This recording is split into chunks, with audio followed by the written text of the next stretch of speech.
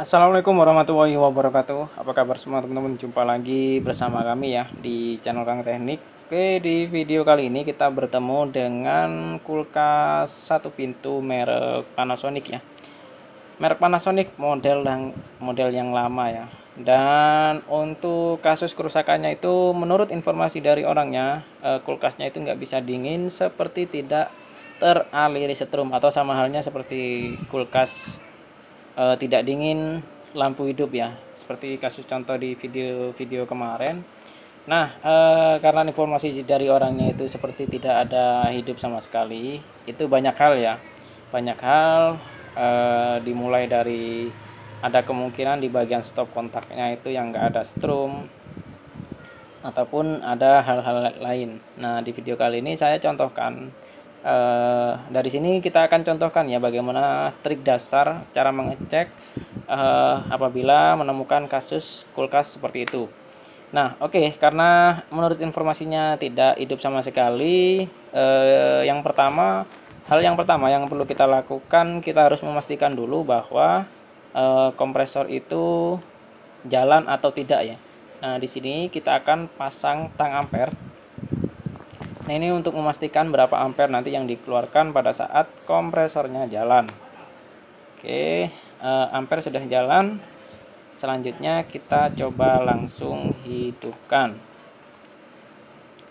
Oke, 1, 2, 3. Oke, kulkas sudah kita colokin ya. Namun di sini untuk di bagian ampere ini tidak menunjukkan ampere ya.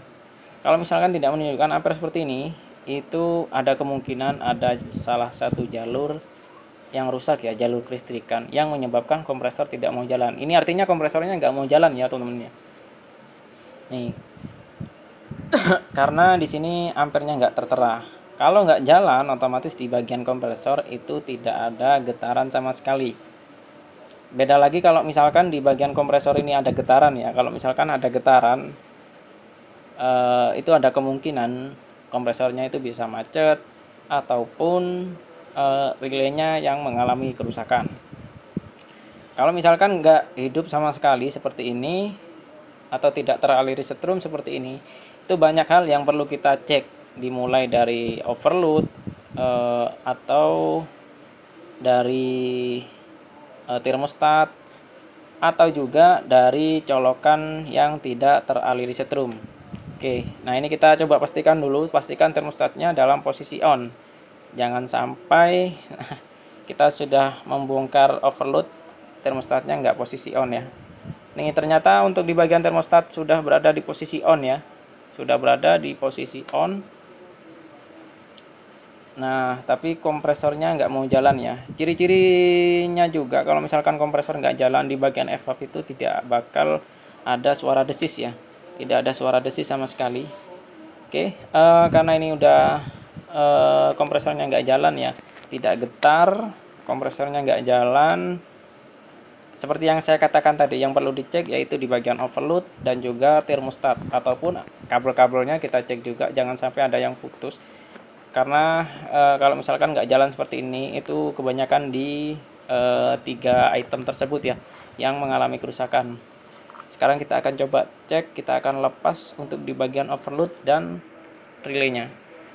Ini untuk melepasnya tinggal kita congkel dari pinggir sini aja. Oke, nah tuh udah terlepas. Oke, jadi di sini ya teman-teman, yang saya jelaskan tadi ya. Jadi dua item ini kita buka dulu. Oke, jadi ada dua item ya, yaitu overload dan relay. Nah, ini kalian bisa bedakan ya cara menganalisa kerusakan pada kedua item ini. Nah, kalau misalkan di bagian overload yang ada di kanan ini ya, overload ini mengalami kerusakan, itu biasanya kompresor tidak bakalan jalan. Kompresor nggak jalan, nggak getar, ataupun seperti tidak teralir setrum kalau misalkan overload ya. Dan selanjutnya kalau misalkan di bagian relaynya yang mengalami kerusakan, biasanya itu kompresornya panas dan juga ada getaran, tapi kompresornya itu nggak jalan ya, getar tapi nggak jalan. Nah, untuk memastikan getar jalannya, kalian bisa cek di evapnya. Pada saat getar, kalian bisa cek di bagian evap, harusnya ada suara desis. Kalau misalkan tidak ada suara desis, ada kemungkinan kompresornya getar tapi nggak mau jalan. Bisa kita pastikan macet ya, macet. Nah, penyebabnya itu dari relay, bisa macet juga bisa. Nah, kalau misalkan nggak ada getaran sama sekali, bisa juga penyebabnya dari overload ya, overload ataupun termostat. Seperti yang saya katakan tadi. Di sini untuk di bagian overload ini kita cek juga. Ini sekarang kita coba tes menggunakan tester. Oke, kita cek yang di overload aja ya. Yang relay kita nggak usah cek karena ada kemungkinan di bagian overloadnya yang mengalami putus. Jadi untuk pengecekannya itu dari ujung ya, jadi ujung sekun itu kita tempelin ke bagian kutub kamennya ini ya, ujung kutub kamen. Nah, di sini harusnya bunyi. Kalau nggak bunyi berarti overloadnya mengalami kerusakan. Di sini karena overloadnya bunyi, nah di sini ada kemungkinan kerusakannya itu di bagian termostat ya. Oke, sekarang kita cek. Untuk mengecek termostat kita nggak perlu bongkar-bongkar dulu. Nah, di sini kita gunakan avometer seperti ini dan satu buah colokannya itu kita tes. Itu harusnya bunyi ya. Kalau misalkan yang normal itu kita tes seperti ini. Jadi dari overload kita hubungkan ke colokan, itu harusnya salah satunya bisa bunyi. Nah, di sini untuk overload, dari overload ke colokan itu connect, artinya nggak ada masalah untuk di jalur perkabelan. Selanjutnya ini adalah jalur termostat ya teman-teman. Jadi dari relay ini nanti menuju ke termostat. Di sini kedua-duanya itu nggak connect, harusnya salah satu itu connect ya. Kalau misalkan kita tes seperti ini harusnya connect. Itu yang yang nggak rusak itu harusnya connect. Karena di sini nggak ada connect sama sekali. Itu udah bisa kita pastikan di bagian termostatnya yang mengalami kerusakan. Sementara untuk di bagian jalur sini, jadi dari relay, sebelum relay itu ada yang namanya termostat, yaitu pengaturan suhu. Ada kemungkinan di sini untuk pengaturan suhunya itu mengalami kerusakan, makanya makanya kulkas itu tidak teraliri setrum ya. Nah, di sini. Nah, untuk cara ngebukanya mohon maaf tidak saya videokan karena sekarang saya lagi posisi sendirian ya, jadi nggak ada yang pegang HP-nya. Oke, di sini termostat sudah saya lepas ya. Selanjutnya kita akan coba tes ya. Ini kita coba pastikan dulu untuk di bagian soketnya. Nih, ada dua soket ya yang masuk ke termostat, yaitu fungsinya seperti saklar ya untuk termostat ini. Dan di sini tidak bunyi dan harusnya itu bunyi pada saat di on kan. Ini udah bisa kita pastikan udah mengalami kerusakan. Ada banyak hal ya termostat ini rusak, bisa dari pinnya itu biasanya ada yang ngefong, ada juga yang mengalami patah ya, kayak tuas-tuasnya itu ada yang patah di dalam, itu bisa juga. Nah, karena untuk video tutorial memperbaiki termostat nanti saya akan coba bikinkan tutorialnya ya. Sekarang kita coba langsung ganti aja dulu.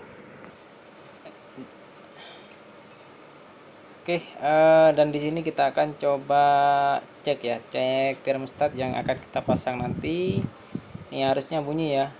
Ini termostat yang akan kita pasang nanti. Tuh bunyi ya. Nah, di sini bunyi. Oke. Tuh bunyi. Jadi harusnya bunyi ya, teman-teman. Kalau nggak bunyi itu berarti termostatnya itu mengalami kerusakan ya. Nah, ini yang tadi yang rusak. Selanjutnya kita akan coba pasang untuk termostatnya. Oke, di sini untuk termostat sudah saya ganti ya. Namun untuk posisi temperaturnya itu nggak sama ya. Jadi udah saya sampaikan ke orangnya. Kadang juga ada yang sama, ada juga yang enggak ya. Kalau misalkan termostat yang dibelikan itu, jadi kita pintar-pintar mengatur suhunya aja, ngeset ya. Jadi nomor 1, 2-nya itu kadang nggak sama ya. Oke, di sini untuk kompresor sudah berjalan ya, artinya sudah selesai pekerjaan hari ini. Semoga mungkin itu saja video dari kami, semoga bermanfaat ya. Assalamualaikum warahmatullahi wabarakatuh.